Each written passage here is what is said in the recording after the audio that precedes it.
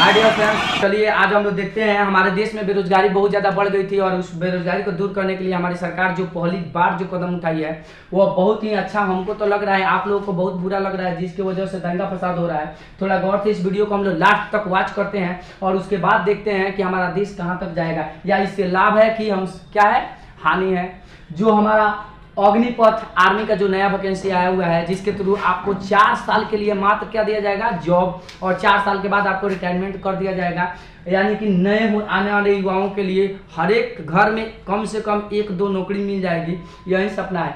पहले ज़माने में क्या होता था, पहले का जो रूल था उस रूल को देख लेते हैं। पहले सरकार का रूल था कि कोई व्यक्ति आर्मी हो गया तो उसका 3 गो कोटा रहेगा, यानी कहने का मतलब रिलेशन, वो अपने रिलेशन मतलब ब्लड रिलेशन में जैसे कि अपने भाई के अपने बेटा को लगा सकता है। 3 गो उसके पास चांस मिलता था, यानी 3 गो रिलेशन के लिए वैकेंसी मिलती थी। अब बताइए वैसे कंडीशन में किसी के घर में मान के चलिए एगो है राम एगो है रहीम, दोनों भाई है। मान के चलिए रहीम का हो गया आर्मी में जॉब।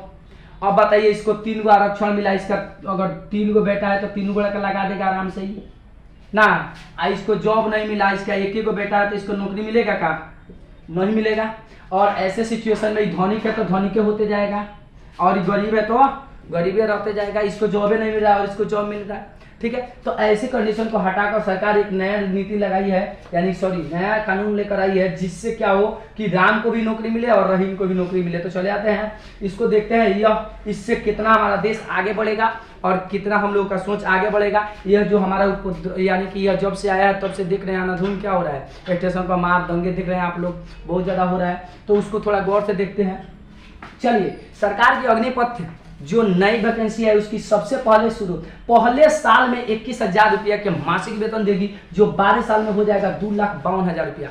यानी कहने का मतलब जो पहले साल जब ज्वाइनिंग होगी तो आपको मिलेगा 2,52,000 रुपया और दूसरे साल में आपको मिलेगी 23,100 के प्रति माह के हिसाब से जोड़कर, तो ये हो जाएगा आपका 2,77,000 रुपया।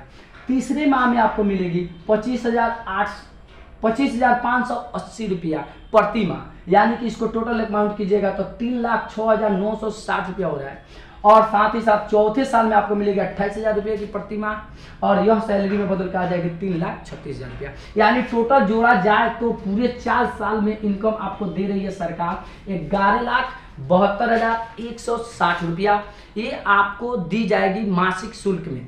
और उसके बाद जब आप रिटायरमेंट लेंगे, 4 साल के बाद रिटायरमेंट लेंगे, उस वक्त 11,71,000 रुपया आपको दिया जाएगा। यानी कि टोटल अमाउंट 4 सालों में सरकार दे रही है 23,43,160 रुपया। मानते हैं कि आप सैनिक हैं, आप बॉर्डर पर चले गए और आप लड़ाई कर रहे हैं, आप अपनी फैमिली को पैसा मिल रहा है और इसका फैमिली यूज कर रही है, ठीक है, बहुत बढ़िया। लेकिन जब आपको रिटायरमेंट में यह लगभग अप्रॉक्स लगभग 12 लाख रुपया दिया जा रहा है, ये आपको इसलिए दिया जा रहा है कि आप फिर से आके नए कैरियर का शुरुआत कीजिए। आपको मन करे तो आप अगर ज़्यादा पढ़ाने के लिए है तो नया आप कोई क्लास ज्वाइन कीजिए, चाहे मान के चलिए आप स्कूल खोलिए, ट्यूशन खोलिए, इस पर सरकार पाउंड नहीं लगाएगी। आपको सर्टिफिकेट भी मिल जाएगी कि आप देशभक्त हैं, ठीक है। साथ ही साथ आपको मन करता है नई जॉब करने के लिए तो आप दूसरा वैकेंसी भी चुन सकते हैं। साथ ही साथ अगर वो भी नहीं करना है, मान के चलिए तो आप समाज सेवा करते हैं तो आप हॉस्पिटल भी बनवा सकते हैं। आप बहुत ऐसा चीज़ है जो समाज से आप सेवा भी करिएगा और पैसा भी मिलेगा, आपको उसमें ज़्यादा कुछ करने की जरूरत नहीं। आप अगर हर एक व्यक्ति कम से कम एक हॉस्पिटल खोले तो शायद स्वास्थ्य भी सुधर जाएगी और समाज भी सुधर जाएगा। तो ऐसी चीज़ आपके ऊपर डिपेंड करता है, या आप दारू पी के उड़ा दीजिए, उससे मतलब नहीं है। लेकिन समाज में अब आपको एक बात बताते हैं, पहले जो था उसमें क्या हो रहा था कि 18 साल 20 साल लोग नौकरी करते थे तो उसमें कम आता था बहाली। अब तो 4 साल में हटा दिया जाएगा, ज़्यादा बहाली आएगा ना। तो ऐसे सिचुएशन में हमारा बम्पर बहाली आएगी और हर घर से बच्चा एक दूर जाएगा और रिलेशनशिप की बातें खत्म हो गई है। तो ऐसे कंडीशन में हमको तो लग रहा है कि अच्छा है, लेकिन कुछ लोगों को ऐसा लग रहा है कि सरकार हमारे साथ नाइंसाफी कर दिया। थोड़ा उन लोगों के लिए मैं एक बात बोलूंगा, उसको थोड़ा गौर से सुनिएगा आप लोग पूरा जोर शोर से। अगर आप लोगों को बुरा लग जाएगा तो कमेंट बॉक्स में जितना गाली मन कर उतना लिख दीजिए, क्योंकि हमको परवाह नहीं पड़ने वाला है। क्योंकि हम जब भी बात करेंगे विकास की बात करेंगे, चाहे वो सरकार के हित में हो या जनता के हित में हो, लेकिन हम देश के हित की बात करेंगे, ठीक है। तो देश के हित के बारे में बात करते वक्त हमको एक बात याद आया, जो व्यक्ति यह उपद्रव मचा रहा है इस बात को समझ नहीं रहा है, सबसे पहले तो इसको समझ ले पूरा। यानी कि पहले जमाने में जब आप जॉब करके आइएगा तो आपको बुढ़ापे में रिटायरमेंट मिलती थी, आप बैठ के जम के खाइएगा और साथ ही आपके पास पैसा भी रहता है, रंगदारी भी होती थी, लेकिन आज वो खत्म हो जाएगी, इसका डर है उन्हें। और दूसरी बात यह कह रहे हैं कि जब हमारी उम्र 22 वर्ष होगी तो हमारे पास हम बेरोजगार हो जाएंगे। अरे बेहुदा सब, तुमसे ज्यादा लोग बेरोजगार है, वो लोग कहाँ मर जा रहे हैं? आपको तो इतना रुपया दे के बेरोजगार किया जा रहा है, आप रोजगार ढूंढिए, आपके पास दिमाग है तो, अगर आपके पास टैलेंट है तो। अब आपको हम एक और बात बताते हैं, उन लोगों को, उपरोधियों को जो आज स्टेशन तोड़ रहे हैं, पेट्रोल पंप जला रहे हैं, बस को जला रहे हैं, उनके लिए, ट्रेन को फूंक दे रहे हैं, उनके लिए थोड़ा गौर से देखिए। सरकार को सबसे पहले उस पर देशद्रोह का मुकदमा कर देना चाहिए और उस सब का आधार कार्ड लेकर और साथ ही साथ उस सब का जितना सर्टिफिकेट है सब लेकर और उस सबको ऐसा कर देना चाहिए कि वह जिंदगी में कभी किसी जॉब के लायक नहीं रहे। ऐसा क्यों, मैं आपको बताता हूँ। आप अपने देश में भ्रष्टाचार का सबसे पहला प्रमाण ये बताना, जिस लड़का को ये नहीं बुझा रहा है कि जो भारत की रेलवे संपत्ति है वो हमारी संपत्ति है, जो अपनी रेल की सेवा को नहीं बुझ रहा है कि हमारा है और उसको तोड़ रहा है, क्या बुझेगा कि वो अब जाकर बॉर्डर पर कि यह देश हमारा है और वो देश को नहीं तोड़ेगा?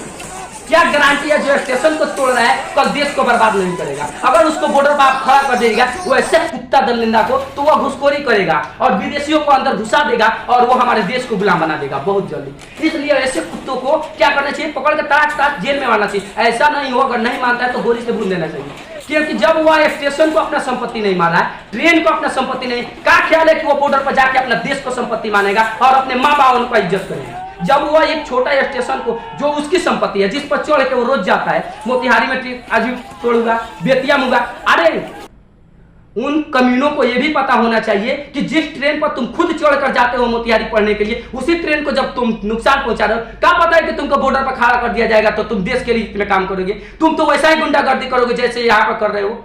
और सब में गुंडागर्दी होती है तो चलती है कि देश की बात है, सीमा पर तुम गुंडागर्दी करोगे और देश को बर्बाद कर दोगे। ऐसे कमीनों को तो जेल में रखना चाहिए, न कि बाहर। जिसको गाली देना है कमेंट बॉक्स में गाली दे, आमने सामने फरियाना है, घोगा चौक DNK स्टडी सेंटर कभी भी संपर्क कर सकता है, मोबाइल नंबर भी लिख दे।